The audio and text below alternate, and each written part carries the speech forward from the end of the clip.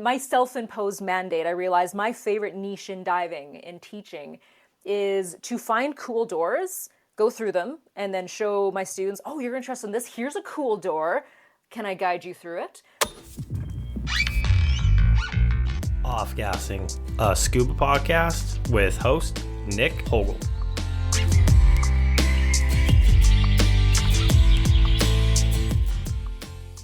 Sabrina Figliomeni aims to give the gift she was given to allow people to do more. An instructor based out of Calgary, she is happiest when immersed in cold water environments. Scuba diving did not come easy, but through perseverance, she has managed to conquer her fears and become a mentor and role model in her local diving community, teaching the youth, GUE pathway, project diving, positive aspects of different agencies, and much more. Please enjoy. Sabrina, how are you doing this evening? Absolutely wonderful. How are you? I am doing very well. Got my green tea, started the day off with coffee. Probably drink too much coffee in the morning, so I've been trying to balance it out between, coffee. I've been messing around with some different types of teas just to kind of, balance it out. I'm a fan of coffee if you haven't picked up on that yet. So. Yep. But I'm doing good. I'm doing good this morning. The weather's beautiful, ready to record. How was your day today? It was awesome, and you're getting no sympathy from me on the coffee because I'm an espresso girl, so hit me with like the black sludge all day long. So you can have your steeped, leafy things. Okay. Oh, I do enjoy espresso from time to time. Actually, almost like not on a daily basis, but it's perfect after lunch or after dinner to just kind of, wake up a little bit after you get the sleepy fullness going on. But my first question I wanted to ask you is, well, first, welcome to the podcast. Thank you for joining. I'm excited to have you on and hear about your story, hear your journey. But my first question I wanted to throw out is, tell me how and why you became a scuba diver. Tell me about that first breath, that first experience. Was it, I absolutely hate this? Was it, this is the most amazing thing in the world? Was it, this is okay? Tell me all about it. This was okay. I love that. Thanks for having me. This is actually super fun. I've never done this before. So my scuba started very, very early. I actually started out as a free diver with my little brother. We spent all our summers in Italy. Hi, Italian by the last name in case you can't tell. Like literally when I was 6. And I wanted to be Captain Nemo when I grew up, which is not a valuable career choice at all. But when I was 14, we were on family vacation in Mexico. And I think I harassed my parents enough that just to shut me up, they agreed to let me get certified. So my dad, my brother, and I all went and did our certification in Mexico in Puerto Vallarta, and my mom sat on the beach and said, no, thank you. And my first few breaths were absolutely bloody terrifying. I will admit that I was not prepared for what it was like actually diving in the ocean. It's a little different than free diving. And I will mention that at my open water, a few corners may have been cut by the person who certified our group, and they took us to a shipwreck. And I had an irrational fear that the portholes on the shipwreck would suck you in. Totally irrational. And then I saw the fish, and that was super cool. And there was a jellyfish, which was mesmerizing. And from there I said, okay, this is okay. And then it was all downhill from there. I absolutely love that. It's funny. I kind of had the same, I remember feeling when I first went underwater. Because, you're up on the surface, you think it's going to be, oh, this is going to be so amazing. This is going to be awesome. And then you get in there and it's like, okay, this is completely different than what I thought it was going to be. For me, it was just I had a little bit of trouble equalizing. There was a lot of pain and there was a lot of information that was thrown at you at the beginning. And I'm like, I don't quite remember. And then I was like, oh, I got to clear my ears. And then it turned out absolutely amazing. I absolutely loved it. But I think that's kind of funny. I look back on, I was pretty happy with my open water training. Looking back on it, I always try to find things. But unfortunately, there is a lot of corners cut, especially in the open water side of things. I feel like I always joke around and tell people my Discover Scuba, my first initial time in scuba diving, literally, I felt like we were in the pool for 20 minutes, 15 minutes, and then we were just like, okay, out in the ocean, let's go. And I'm just like, so... That's one way to get you hooked. Yeah, exactly. So was that a Discover Scuba Dive, or were you actually in the course when you first started that first? Was it the actual course, or was it like a Discover Scuba Dive? Straight into the course. I was like, nope, I want to breathe underwater. I fancy myself a mermaid. We're going full course. And then my dad's like, why don't you just try? I was like, no, full course. And again, obnoxious teenagers. How do you shut them up? Okay, fine, do it. And it's only later on in life when I really got into diving and had to pay for it myself that I appreciated what my parents did to allow 3 of us to go get certified in Mexico. So I'm very appreciative that they did that, partly to shut me up, but also because they thought it was important to let her do the thing she loves. Tell me about the progression after the open water course. Did you just jump right in, or was it kind of a little bit not really sure if this was it for you? How did it go from the open water course? Or actually, first, can you tell me a little bit more about the open water course, I guess? Like, how'd it go? I mean, I know you were scared you were going to get sucked in, but like after the fact, did you get some fun dives in? How was it? Honestly, life-changing, obviously, because now my life revolves around scuba. All 4 dives were terrifying for me. Every single last one, and as you learn a little bit more about my dive progression, I didn't have it easy. I had a lot of struggles sticking to diving, and it wasn't necessarily because at the time of conditions or anything, but it had built up diving in my head to be this absolutely magical thing. I watched too many like video cassettes from the library. I'm dating myself here. You know when you go and rent videos from the library of the underwater stuff? Yeah, that's what I had in my head. And when you're underwater and you're doing things, you're like, oh my goodness, I am literally responsible for my own life here. I am 14. I am not responsible enough to like even pick my hairstyle right now. So there was very much that moment of, I am suddenly a grown-up responsible for myself. I am my brother's buddy. Wait, I'm responsible for him not getting killed? Oh boy. So there was like this overwhelming moment of I am suddenly the adult in the water and this is like not ready for this. So there was a lot of that too, but it was what I saw. I obviously went back to it. It wasn't terrifying enough at the time to throw me off. It's like, yep, by the end of it was like, this feels awesome. This feels amazing. And I wish I had done more of it in my teens. I only got to dive a handful of other times in my teens until got my own job kind of thing and was able to do it a little bit more traveling. Oh man, when you're young, it's hard. It's definitely hard to get into diving. And I have such an appreciation for parents that get their kids into it. So that's kind of like the youth side of things when I really got into diving. It took a little bit of time for me to actually be able to do it despite chomping at the bit to get back into it. And actually, that brings up a question because I've had somebody on the podcast before where their thoughts on kids and diving, they were kind of saying that they don't think that kids, not that they shouldn't be certified, but it was just kind of there's a fine line because kind of exactly what you're saying, like you're not really old enough to comprehend the actual dangers. On one side, that's an absolute blessing in disguise, right? You're going into it with no fear. The fear factor is gone and you're having the time of your life. But on the other side of it, it's like, oh, okay, well, it is a dangerous sport. Things can go bad. So what are your thoughts on that now, looking back on it? Oh, sorry, there's my dog is here. He would also like to contribute to the podcast. I have a bit of a biased opinion on this because I am an instructor. I do a lot of work with youth and youth mentoring, doing science experiments with kids underwater and things like that. And I understand both sides of it because I've taught young kids who are still at the bubble maker stage in the pool, and then I've taught kids who literally dry suit dive in our local conditions. And one of my students, he started this when he was like 11, which is absolutely incredible. And I think it does depend heavily on the kid themselves and what their approach to diving is and whether or not they necessarily understand the risks. The courses, the way they're structured, I believe are actually really well done. And the delivery as well, as long as they're delivered appropriately. It does a really good job of informing the kid of the risk. Their parents are involved as well. And there's a lot of discussion on, as a diver, here are some limitations that you have to consider because of your age, because of your size especially. Like some of these kids are 50 pounds soaking wet if they're lucky. And we have to give kids credit. So we have to give them a lot of credit. Yes, there's like the whole, I have no idea how dangerous this is. But I think they have a better understanding than we give them credit for. And they have a better understanding of not just how things can go wrong, but how things can go so right underwater. When I had to take my mask off in my open water, you should have seen the snot trail out of my nose because I was crying. I was going to wrestle the instructor. I was like, I am not doing this. Like, fine, take it off. And I could feel the boogers, and I'm pretty sure I felt a fish coming in and eating them. And because at the time I knew that taking my mask off underwater is like a mildly concerning event. A lot of the kids that I'm lucky enough to teach, you're like, take your mask off, and they're like, okay. They don't yet have a concept that this is necessarily a dangerous thing. And they're like, I'm going to give this a chance. It's scary to me, but I've got enough confidence that I'm breathing underwater. Oh my goodness, amazing. I'm a superhero.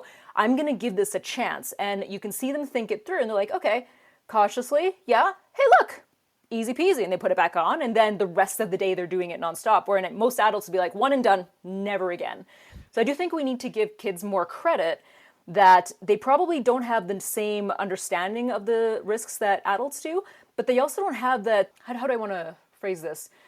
The ability to catastrophize things. They don't think that taking their mask off is going to like explode their head or drown them. They're like, okay, there's a risk and it's uncomfortable, but I think I can work through the discomfort. I find kids are much more flexible and malleable that way than adults.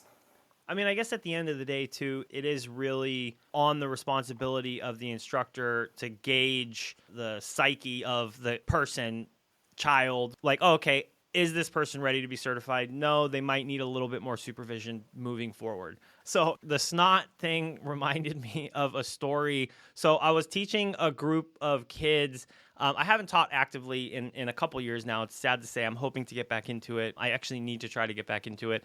And I was teaching this group of kids, and I had these two brothers in there, and they would like, basically, brothers are the funniest because they'll try to one-up each other, gross each other out. Uh-huh. We sisters do that too. Yeah. siblings, I should say.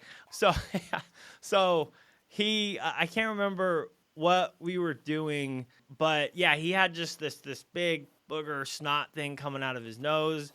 And I think we were on the surface, and I was like, hey, you got a little friend there, And so he like wipes it out.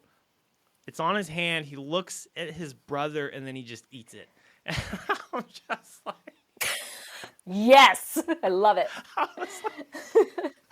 It takes a little bit to shock me sometimes, but I was like, okay, this is where this is going.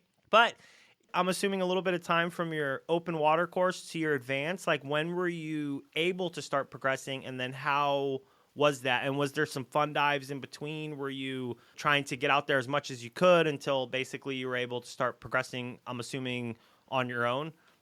So there were a very small number of fun dives between certification and advanced. I can count them on these two hands, actually. Very, very few, which happens to a lot of people, it turns out.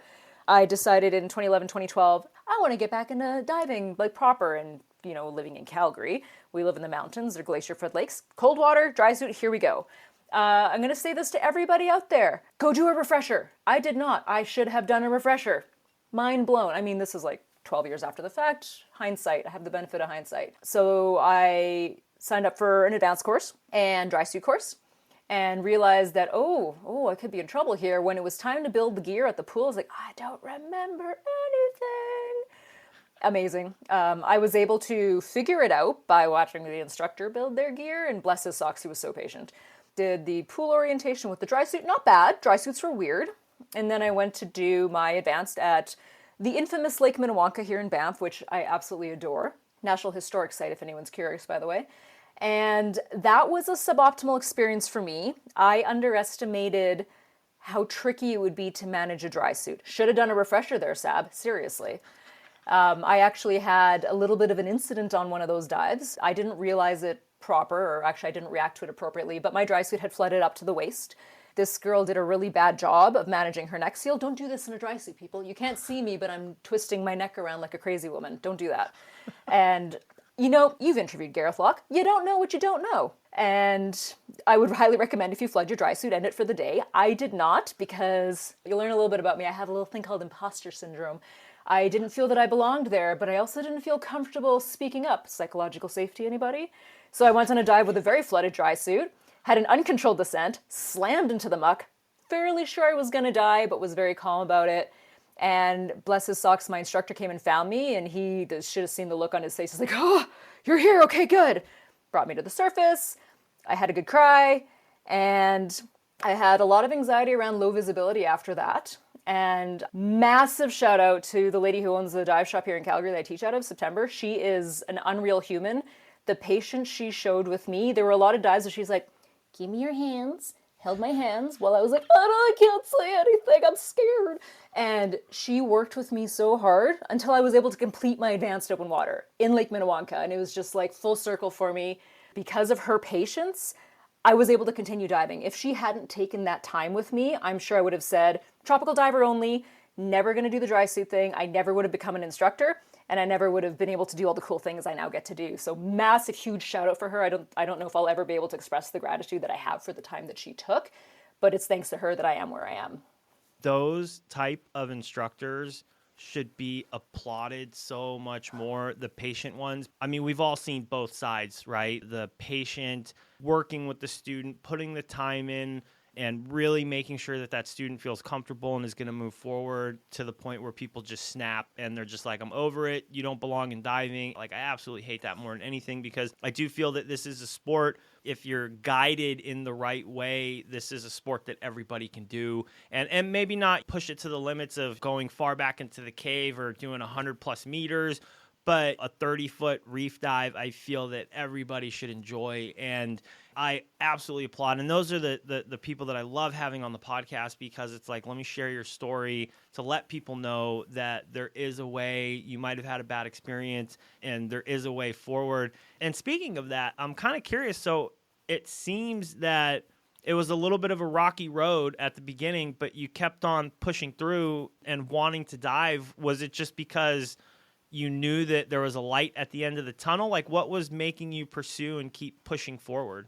There's the fact that I'm a stubborn Italian. That did help. But I had my heart so set on being able to do this. I had built this up in my head again, like I did as a kid, that I love being underwater. I had continued with free diving a lot more than I continued with scuba diving, because it was just such a huge part of my childhood. Underwater is where I wanted to be, and you can only hold your breath so long until you want to see cooler things. And I just knew that this was something I wanted to do.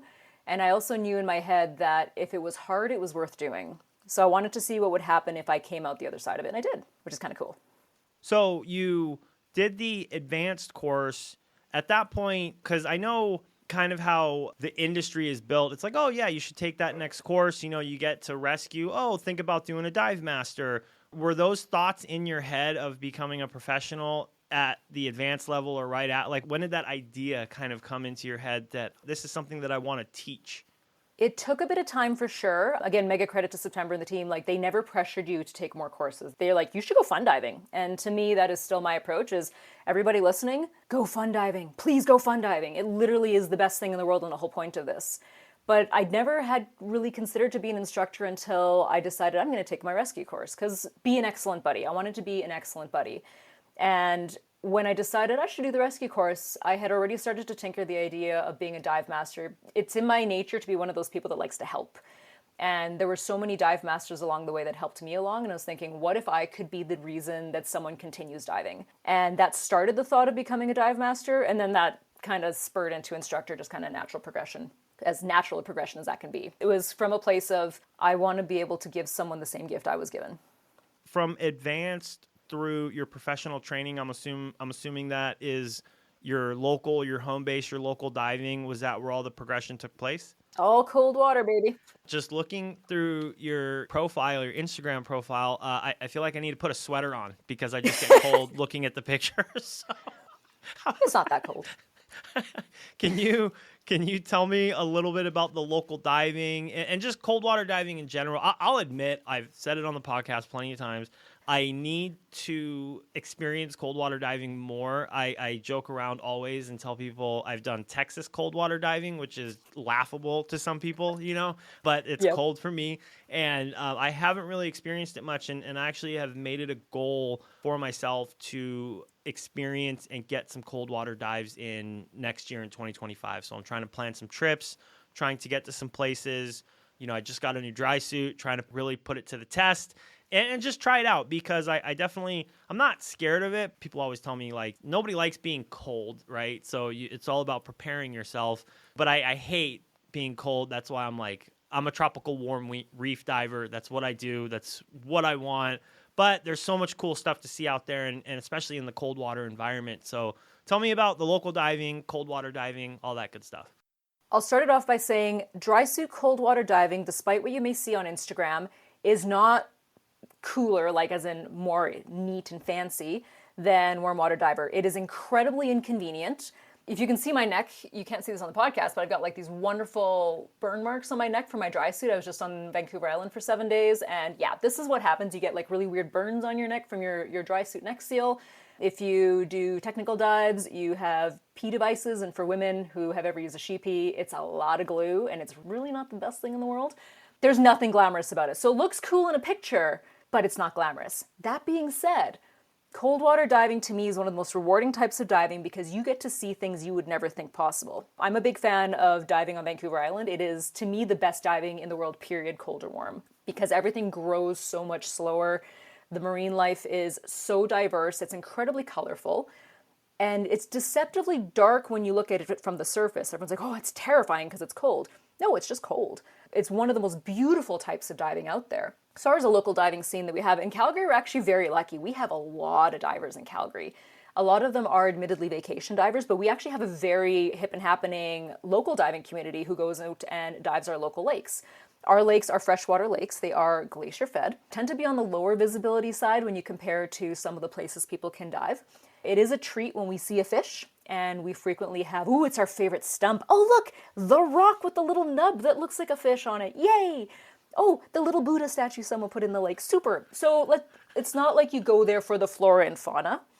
But when we go because we love the silence of the area. When you pop up, to be surrounded by mountain ranges is just the most stunning thing that you can actually experience. And then for us, there's a really big sense of community. You do need to have friends who want to suffer with you to go out and dry suit dive when it is minus 20 out and your zipper is frozen shut and you really need to pee and you cannot get your zipper open because it's quite literally a block of ice. So I know I'm not selling it. It is a very different experience than going diving with your buddies in the tropics. It's a very bonding experience, and I don't mean that in the sense that your zipper is bonded shut by ice. It is just such a beautiful community that we have out here. And I find it to be a very supportive community, which is very, very cool. That's funny about the dry suit because it is a lot of work, and sometimes I even wonder, and that might be a big reason why I'm like, oh, just throw on a wetsuit, super easy. There's not a whole lot to it, and it's funny. I just noticed your shirt probably like a few minutes ago, so I want to ask about that. Yay! So I was just in Mexico where like I said, I get cold very easily, and some people can handle that in a wetsuit, the cenotes, and I applaud them. There was a guy out there, and he was doing some pretty long dives. He's in a shorty, and I'm just like, dude, you're killing me right now. So it is a lot more, and you do get used to it, right? Like you do get used to it. You're like, it becomes a routine. You know what you're doing. But like I said, I haven't been that type of cold where, regulators are free flowing. Like there's things that I wouldn't even know about because of the fact that I haven't experienced that type of cold. But before I go into that, so have you, I'm assuming that you've been to Third Dimension down there. Is that who you dive with down there? Yeah, so I'm a PADI instructor, and I'm also a GUE diver, and GUE Tech 1 and Cave 1. I just did my Cave 1 in December, and it's something I said I would never do, and I told my mom I was doing it a few weeks before I left, and my dad's like, don't tell your mom. And I told her just before I left, she's like, you said you'd never do that! So I went and did my Cave 1 with them. I did it in a dry suit, because that's what we all wear. We all wear a standard configuration, and I will be perfectly honest, I would have been so much happier in a wetsuit. So I've done a lot of freediving in the cenotes, and I wear a spring suit. So freedivers anywhere know what that is. It is the torso and the arms, no legs, and I was still warm. So the dry suit, I was wearing like a tank top and some leggings just to prevent the dry suit squeeze. And if anyone has been in the cenotes, some of them have this beautiful halocline where you have the saltwater layer and the freshwater layer, and there is a temperature difference, and the saltwater layer is so much warmer. And it was warm enough that I thought I was going to puke. Like I was the person like flushing their hood, trying to skim the freshwater layer to let the cooler waters in. I was that person. I got used to it, and I was like, okay, it's warm, and I'm okay with this. But yeah, cenotes are absolutely stunningly beautiful, and I found them very warm. Was Kelvin your instructor? Evo. Kelvin calls him the better-looking counterpart. That's what Kelvin calls Evo. Sorry, Evo. Sorry, Kelvin. But seriously, phenomenal humans. Absolutely phenomenal humans. I absolutely adore them, and they are so good at what they do. If you've ever seen Evo in the water, like ballet with twins, that's literally Evo in the water. It's like watching a ballet. Very graceful. I didn't get a chance to meet Evo. I obviously met Kelvin.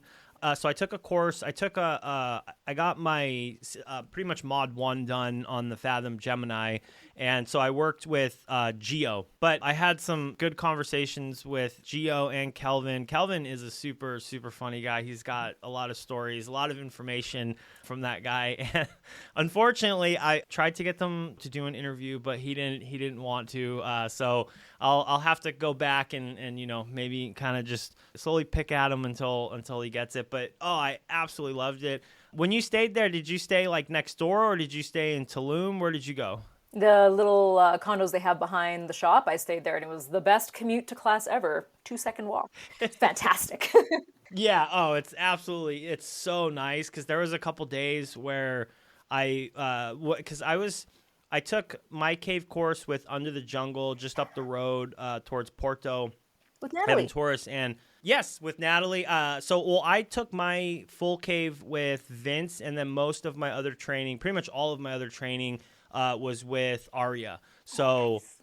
absolutely, yeah, I absolutely love that place. Super good group. And then I went down to Tulum for about 5 days just to take that. Well, I think it was 6 or 7 days I was staying down there to get the rebreather course. But staying in Porto and then having to commute to the shop at Under the Jungle is a little bit longer. So if I forget something back at the apartment, it's like, okay, well, I don't have that for the day.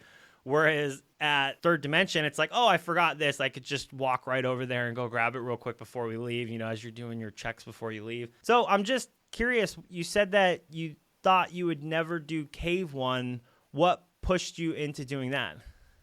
So I'm claustrophobic, fun fact. And I learned that I am dryland claustrophobic way more than I am in-water claustrophobic. I started out I love wrecks. I love underwater archaeology, so big fan of shipwrecks, and it took time, like everything, it took time to get there.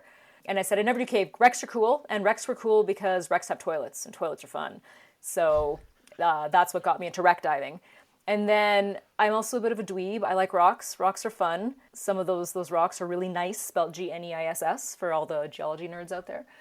And I was like, okay, this looks pretty cool. Maybe I'll challenge myself and give it a try. I had finished Tech 1. I was like, you know what? This was okay. This was awesome.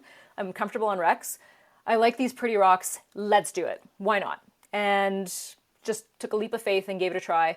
I was very nervous going into it because I didn't know who my teammate was going to be. All the GOE divers know exactly what I'm talking about. You do all your diving as a team. And so my teammate, when I got out there, met him. It's like, cool. He seemed like a good human, good solid human. And then he cracked a very inappropriate joke. I was like, okay, you're going to be a great teammate. Perfect. And he made the course for me. The first 2 days of the course was like, I got in there and the claustrophobia was there. It's like, you know what? I know I can do this. I'm going to do it and probably never do it again. And somewhere along the way, it was 2 days in, and of all the dumb things, we were doing lights out drills, failures in the dark. And I was like, this is actually really fun. And the only reason I got to that point, though, was that Evo's calm demeanor as an instructor and my very strong teammate, who I knew had my back. If this was a real emergency, I knew he would have my back. And we built that trust over 2 days because we both cracked the same inappropriate jokes. And the teammate made it for me. And because I knew he had my back, I was able to actually expand my situational awareness. I keep pulling from Gareth's repertoire. Thanks, Gareth. And be able to look beyond just the skills we were doing in the cave itself and look to the formations and how stunningly gorgeous they are.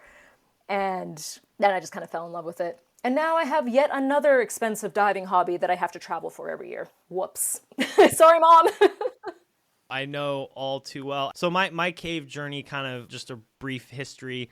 So from Texas, the cenotes, you hear about them. I mean, you hear about the cenotes all over the world, but from Texas, pretty much Cancun, Cozumel, Tulum, Playa, that's your backyard. It's a 2-hour flight to get down there. So people go down there all the time. At some point, I knew, I was going to go down there, and you hear about the cenotes. I'm like, yeah, I don't think I'd ever be into that, but, I'm down here. I have to go do a cavern dive. At the time, I thought it was the caves, and then you learn, oh, it's the cavern zone, blah, blah, blah, blah.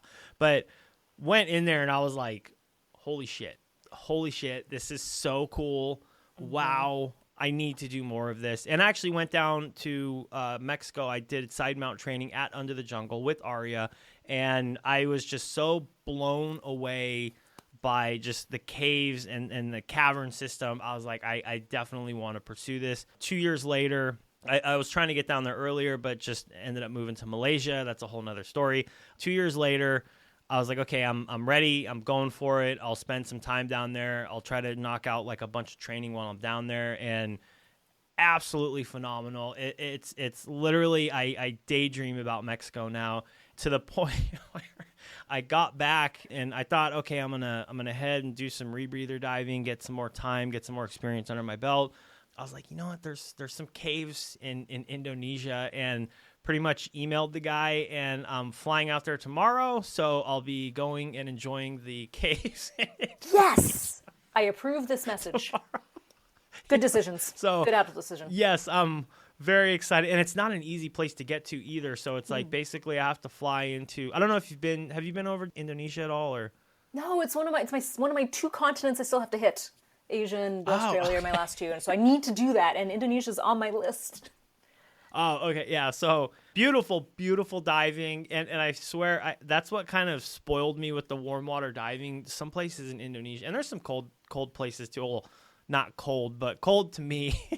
You get those waves of cold water when the mola molas come up. But yeah, I got to go and basically fly into one place, stay for the night, catch, because there's only 2 flights a day out to Bao. And yeah, I am super excited. So yeah, pretty much as soon as I get off of this interview, I'm packing up, and car picks me up tomorrow at 5 to head to the airport. So I'm very excited.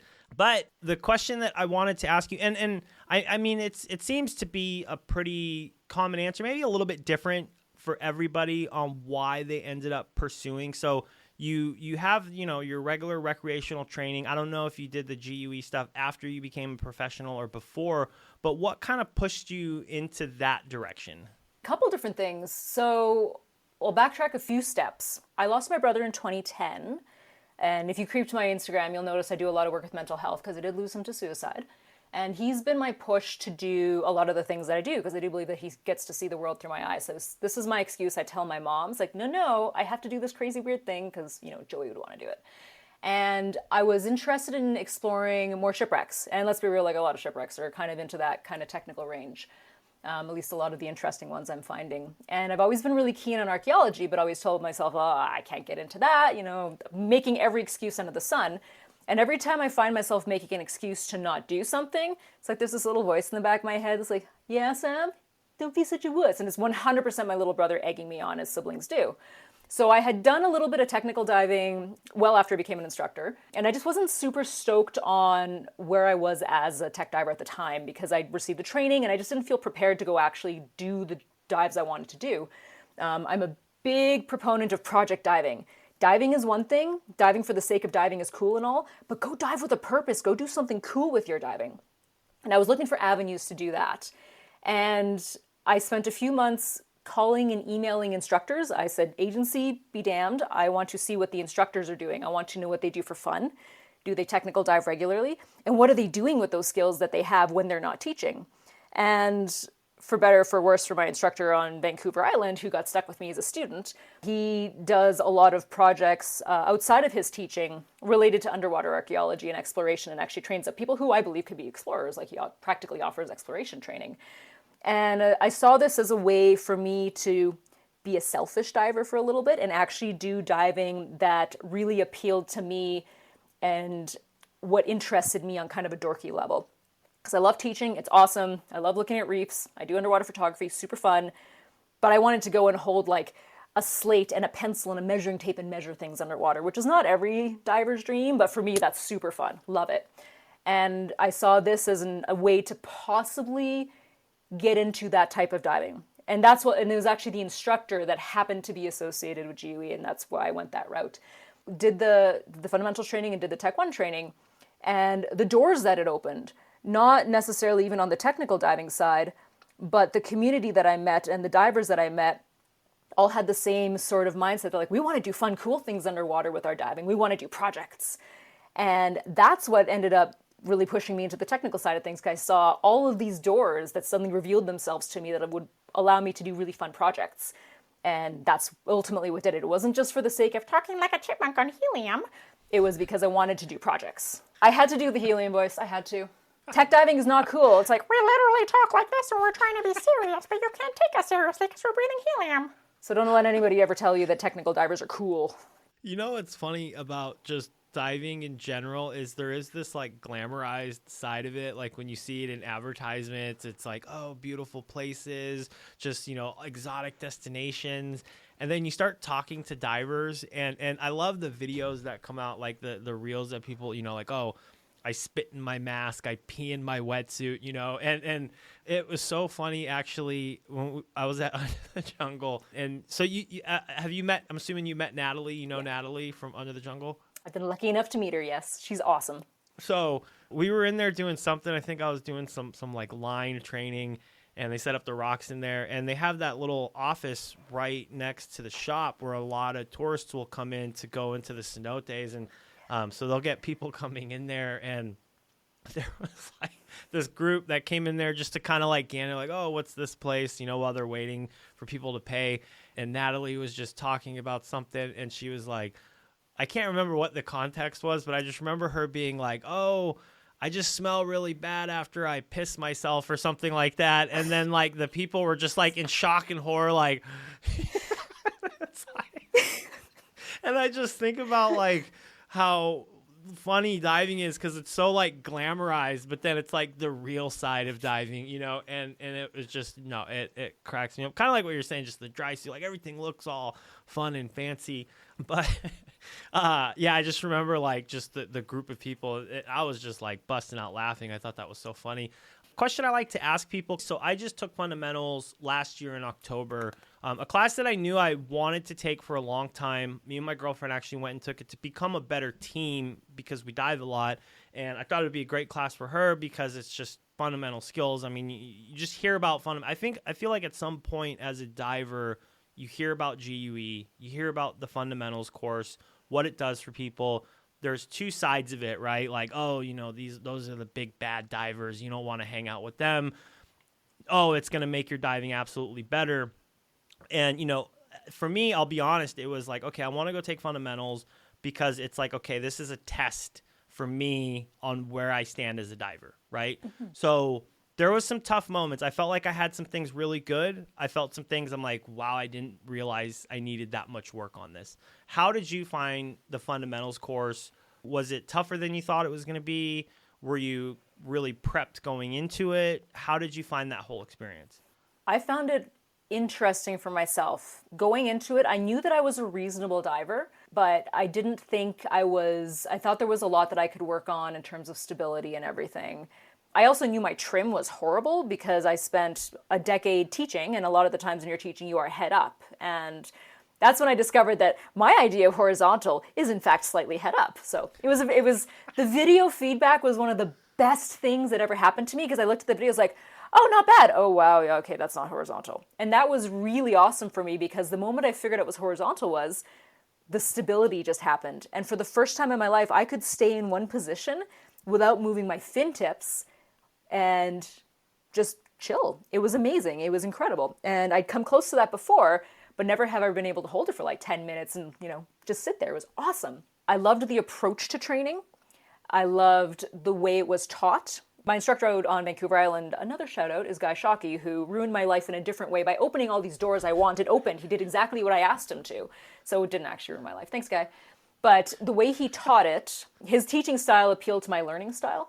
And he taught it in a way that my brain really liked. It was very procedural. And I love that underwater. I loved procedural. And anyone who has gone down the GUE wormhole understands that it is very much standardization and procedural, but heavy emphasis on the team. And I think that was something I felt was lacking in my previous diving, was such a heavy emphasis on the team because we did everything as a unit. It wasn't the instructor told you what to do. It was the instructor told the team captain who then had to telephone that to their teammates, and hopefully nothing was lost in communication. And talk about making someone a solid diver. Like you think you have a really good mask and move and replace. Fundamentals is very humbling for me because it showed me that yes, I have solid skills, but they're not at a level of proficiency where I can do them necessarily without thinking while still managing everything surrounding that buoyancy and trim and my team. And it was humbling in such a good way that it made me want to continue with that style of training, selfishly just for myself. And it did influence how I teach even some of my students today, where I've kind of changed my teaching approach to focus more heavily on being an excellent buddy and really fostering that team culture. And I just think that every diver, I don't care what agency you dive for, because it really doesn't matter, that team mentality is probably one of the most beautiful things I learned out of fundamentals, and it's become my absolute favorite thing in the world. My two, well, I don't want to say my two biggest takeaways, but the two things that always come to mind. I was asking so many questions before, I got a hold of the instructor. I'm like, hey, I want to take a fundamentals course. Fair warning, I ask a lot of questions. Fair warning, they might be dumb questions. Oh, there's no dumb questions. I'm like, I'll show you. Hold my beer. I'll show you. Challenge accepted. Yeah. But so I started asking her all these questions, and I was like, okay, well, how do you think this is going to go? Just from my, I only taught for a couple years. From my teaching experience, it could be very challenging when you have very different levels of divers coming into a course, right? And I'm like, okay, well, how are you going to approach that? And I was so impressed by how, me being an instructor, probably, a good amount of dives. I had some experience at that point. My girlfriend, I think she had like 30 dives going in. There was another person about the same. I'm like, how is this going to go? And to see how they can take this, ragtag group of people, put them together, and by the end, they're a functional team. And yeah, I was really, really impressed by that. Just, it's like, okay, wow, there is a different way. There is a different way to do things. And then you speaking about the team aspect, I didn't realize how bad of a team member I actually was. And you don't realize it until you're watching the videos, and you would see like we were at the group of 3, you'd see the 2 divers, and then you would see like me. Right. And there was like a complete distinction. I'm like, wow, I thought I was a good teammate, but I'm not. Like, I need to get in there more. I need to communicate more. And it changed. It really did change the way that I look at diving. It changed the way that I approach diving. After taking that class, I highly recommend anybody to take a fundamentals class, just because of the fact that going into it, and I always go into a course with an open mind. Like, I'm taking a course, I'm paying you money to learn skills. I am going to take the most out of it, right? I'm not going to come in here thinking I'm Johnny Know-It-All and I'm going to tell you, the instructor, what's up. It's like, no, I'm going to come in here with an open mind, because I know that it could be quite the opposite. And I've heard the horror stories, people coming into a course like, oh, I know everything. I'm the big bad person that knows everything.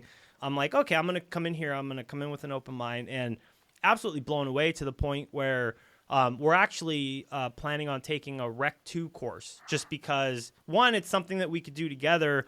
And I really I'm just curious to see how they do things more. And I'm kind of on the fence of like, okay, I just earned a rec pass, and she asked me, she's like, do you think you deserve a tech pass? And I was like, no, I need to work on a few things. But I'm actually going to go, and either in September or November, I'm going to try to go upgrade to the tech pass. And my goal is, I was like, okay, well, I think the next logical step after that is either Tech 1 or Cave 1. I'm like, should I go do a Cave 1 or a Tech 1? I think I'm going to pursue Tech 1, just because out here where I live, I think it would be more beneficial for me. But that's a whole nother story. But no, I really, really enjoyed the GUE, the fundamentals, the whole idea behind it, to the point where after I took that class, I was like, oh, I had all these misconceptions going in, because, like I said, the big bad group of divers, those are the guys you don't want to mess with. And there was a lot of misconceptions going in. I thought it was supposed to be this way, but it's like, no,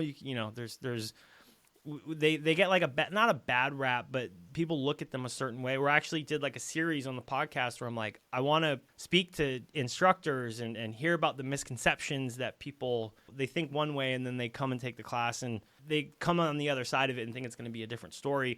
Do you think you'll ever approach the GUE instructor side of things? Well, I may have been on Vancouver Island doing my fundamentals ITC.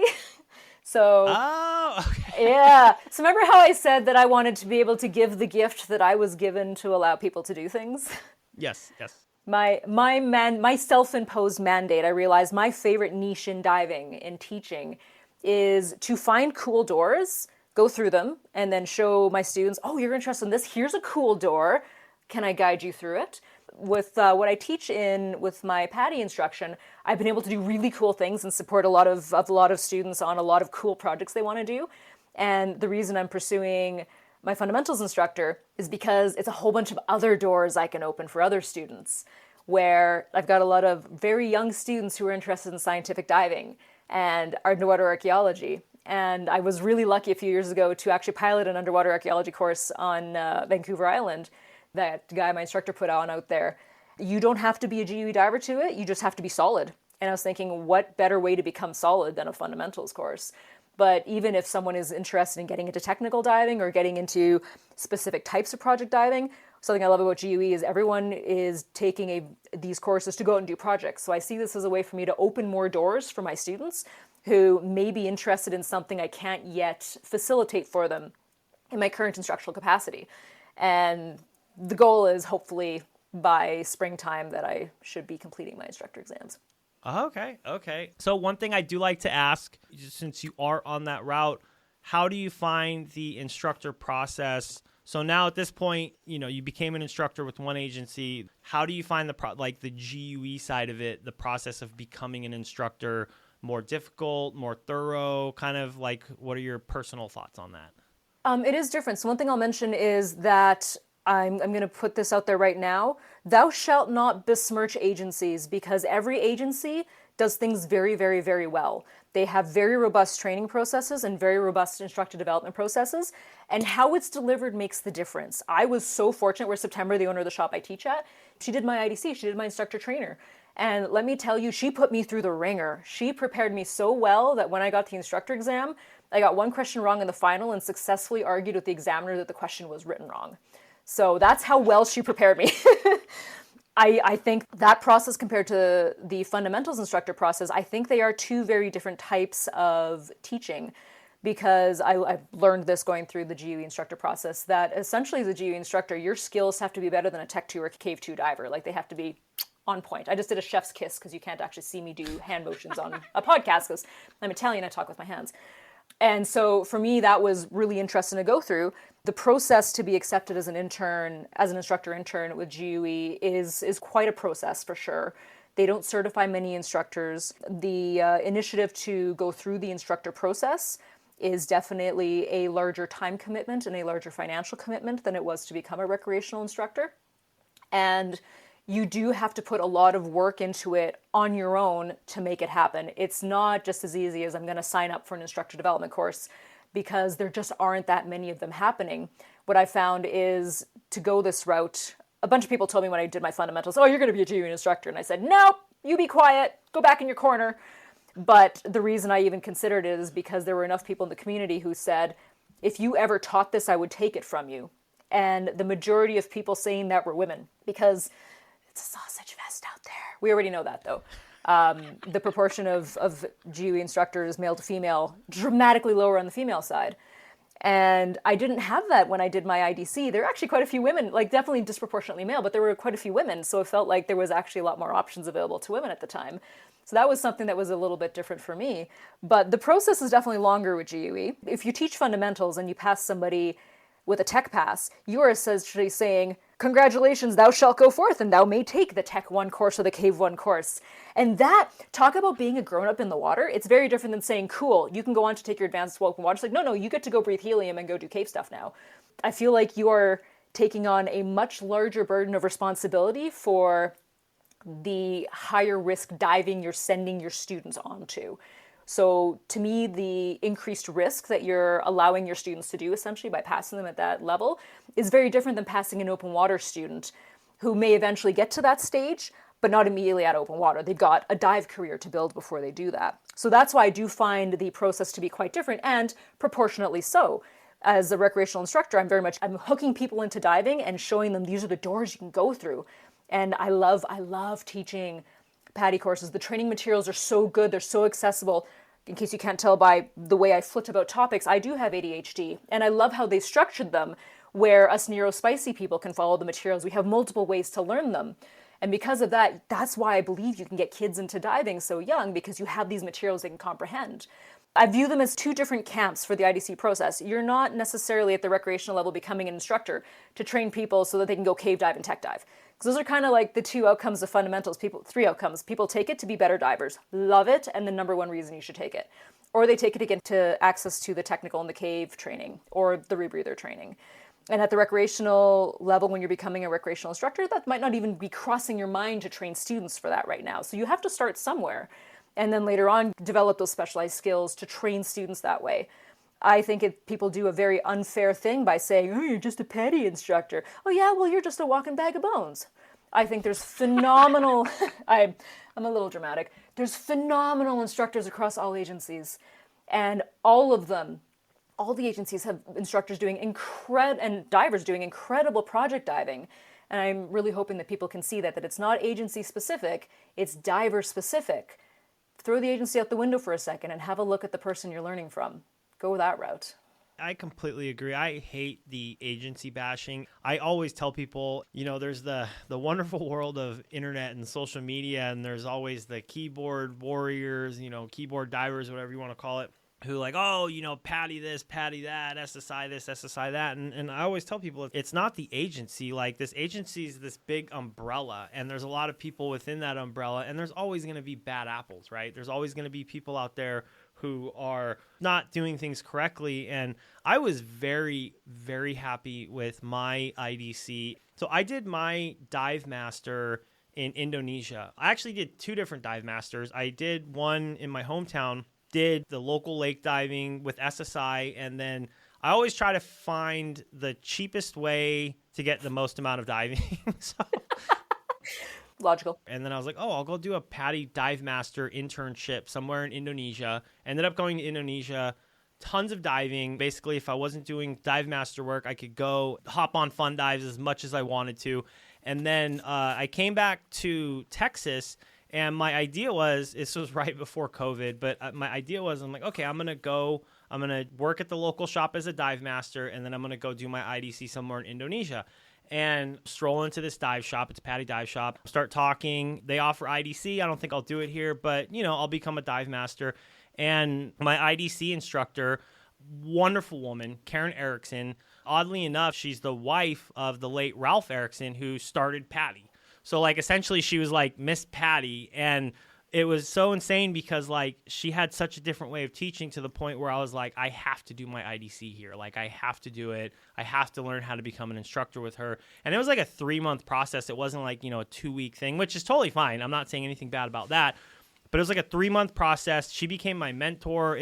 Amazing, amazing instructor. I owe her so much, because the way that I looked at diving after the fact was huge. So I always tell people, like, it's definitely not the agency, and I hate the agency bashing, and there's different routes for everybody, right? Like, it's different for everybody. And that's a beautiful story. I love it. No, I really appreciate the way that you put that out there, because a lot of people are just ready to bash. But 2 last questions for you before I let you go and sign off. Vancouver Island, I've heard plenty of things about it. I've heard a lot about it. That's actually one of the destinations that I was planning to do a cold water trip. That's the area with God's Pocket. Is that correct?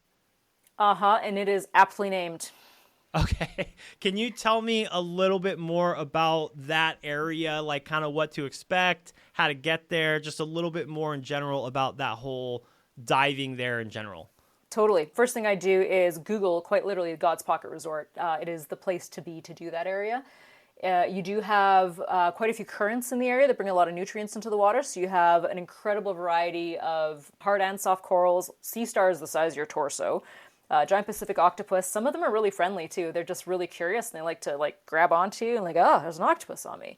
They're phenomenally gorgeous. You've got sea lions that pretty much want to be underwater puppies and just zoom and kick you in the head. I can't even put into words how beautiful it is. I'll send you a video clip after if you'd like, that a friend did. But it is otherworldly. The visibility there, I find, in fall and winter is quite clear. I've actually had as good as 30 meters of visibility there before. And that was dead of winter. It was beautiful, that entire area. And I'm a big fan of kelp forests. Not quite in that area, but close to. There's quite a lot of kelp forests as well. So you do see some beautiful things within the kelp forests. And everything just moves a little bit slower because it's so cold. Things just grow a little slower. They get a little bigger, and the colors are not at all what you would expect from deep, dark Pacific, as people like to call it. I'm real curious about that area because I've heard about it from a few different people. I've heard how amazing it is. And when I first started thinking of okay, I need to do a few cold water trips next year, that was literally the first place on my list because I've heard how amazing that place is. So I'm just trying to prep myself. So that was kind of a little bit of a selfish question for me. And even after this, like, ask me and I will put you in touch with people. That would be amazing. Yeah. And then my last question, I always like to end on some sort of advice question. Somebody that is looking to get into technical diving, and I know you've explained a lot of it throughout the episode today, but somebody that, they're at that recreational level where they're looking to do a little bit more, they're looking into getting into technical diving, what is the best piece of advice that you could give? It's kind of a two-part advice. The first one is figure out your why. Why do you want to take on something that is higher risk, way more paperwork, and involves doing math willingly? But in all seriousness, figure out your why. There needs to be something that makes it worth pursuing. Technical diving, have you seen the cost of helium lately? Is expensive. There's definitely more risk involved. It can be incredibly rewarding, but you do have to have a good reason to do it. Just, I want to be a tech diver is not a good reason to do it. The juice has to be worth the squeeze, to quote my mentor. And similarly along that side, getting into tech diving, throw agencies out the window for a second and find an instructor who is doing what you want to do as a technical diver or can help you achieve those projects. Best decision I ever made was to daydream a little bit and say, what do I want to do with tech diving? And then interview instructors until I found one that matched my learning style and did stuff in their spare time for fun in the technical diving realm that appealed to the type of projects I wanted to do. And talk to them before you sign up for training. Any instructor worth their salt will have a 5-minute conversation with you or at least respond to an email answering your questions. If they won't, I personally wouldn't want to learn from them, especially not something as higher risk as technical diving or even cave diving. Sabrina, I absolutely appreciate you coming onto the podcast. This has been absolutely wonderful to hear about your story, hear about your journey. I have so many more questions, and I'll have to have you back on because I wanted to kind of get more into the freediving side and just some other things. But thank you very much for coming on and joining the podcast today. No stress, Nick. It's been an absolute delight, and dead serious, if you ever want to try ice diving or you need someone to meet you out at Vancouver Island and take you around, let me know. But serious on the ice diving, it's actually super fun. No joke.